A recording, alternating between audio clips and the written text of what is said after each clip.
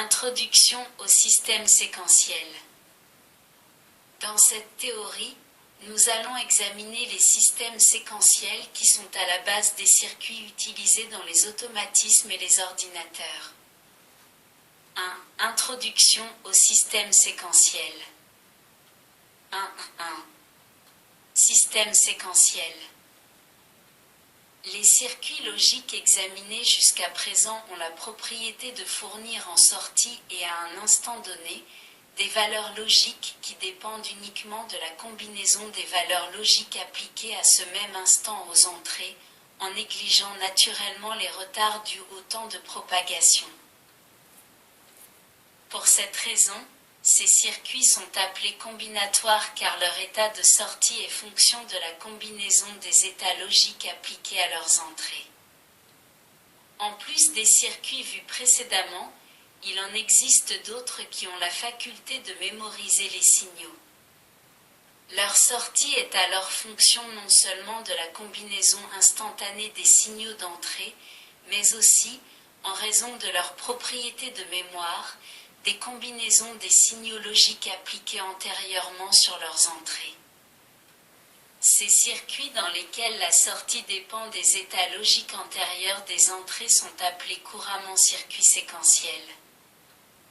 1.2. Système synchrone. Un système séquentiel est dit synchrone lorsque le changement d'état des sorties est contrôlé dans le temps ou synchronisé. Il peut l'être par les entrées elles-mêmes ou par un signal unique et commun à tout le montage. Ce signal particulier est appelé horloge. Nous reviendrons ultérieurement sur la notion d'horloge. 1.3. Systèmes asynchrones. Un système est dit asynchrone lorsque le changement d'état des sorties n'est contrôlé par aucune entrée particulière à l'inverse d'un circuit synchrone. 1.4. Notion de timing ou chronogramme. Afin d'obtenir une représentation de l'évolution des signaux générés par un système et de les comparer, on utilise des graphiques dans lesquels l'axe horizontal ou axe des abscisses est gradué en fonction du temps exprimé en millisecondes, millièmes de seconde, ou en microsecondes, millionièmes de seconde, par exemple. L'axe vertical ou axe des ordonnées est gradué en niveau de tension variant entre le niveau haut et le niveau bas, H et L. La figure 1 représente le timing simplifié d'une bascule bistable que nous examinerons plus loin. Les signaux obtenus dans cette figure étant réguliers et périodiques, on peut définir pour chaque signal la période, ou temps, séparant deux impulsions successives. 1.5. Niveaux et fronts. La notion de niveau nous est désormais familière. Nous connaissons deux types, le niveau bas et le niveau qui sont matérialisés par des segments de droite horizontaux sur le chronogramme. Nous appellerons front le passage d'un niveau à un autre.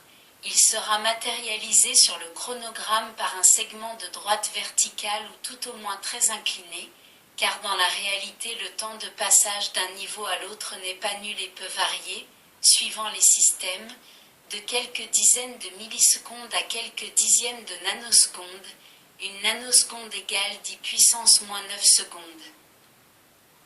Il existe des fronts montants, flèches rouges du timing, de la figure 1, et des fronts descendants flèches vertes sur la même figure. 1.6. État associé à la notion de mémoire. 1.6. 1. Relais ou mémoire.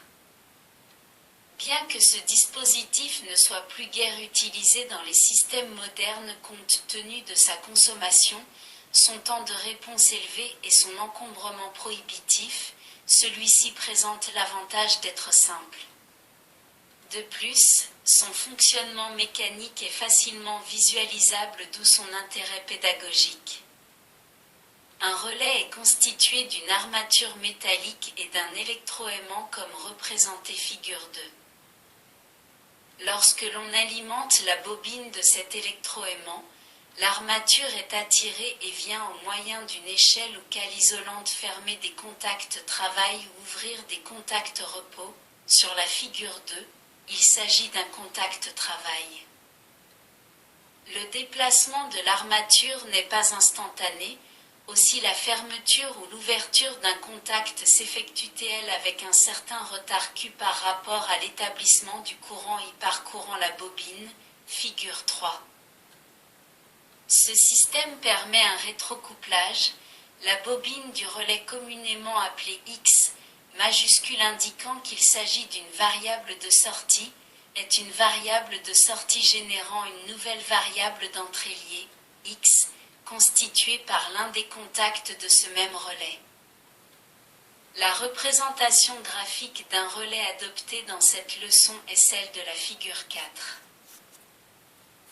1.6. 2. État stable. On appelle état stable les états pendant lesquels la bobine d'un relais X, ou excitation, est dans le même état que son contact X, ou transfert.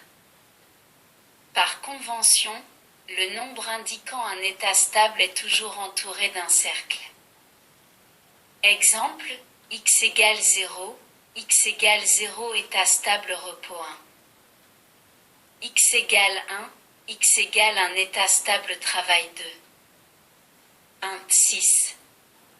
3. État transitoire ou instable. Dans les deux états précédents, il y avait identité entre l'excitation et le transfert. Toutefois, le retard de x conditionne des états intermédiaires ou transitoires pour lesquels excitation et transfert sont dans des états complémentaires. Exemple. État transitoire 2, par convention ne pas cercler le nombre, nous avons x égale 1 et x égale 0. Le transfert n'est pas instantané. État transitoire 1, nous avons x égale 0 et x égale 1. Remarque. Pour un état transitoire, le transfert est en retard sur l'excitation. Règle. A. Pour un état stable, la bobine du relais et son contact de transfert sont dans le même état. B. Pour un état transitoire, le contact de transfert conserve en mémoire l'état qu'il avait dans l'état stable précédant la transition. La bobine du relais prend la valeur binaire de l'état stable vers lequel l'état transitoire évolue.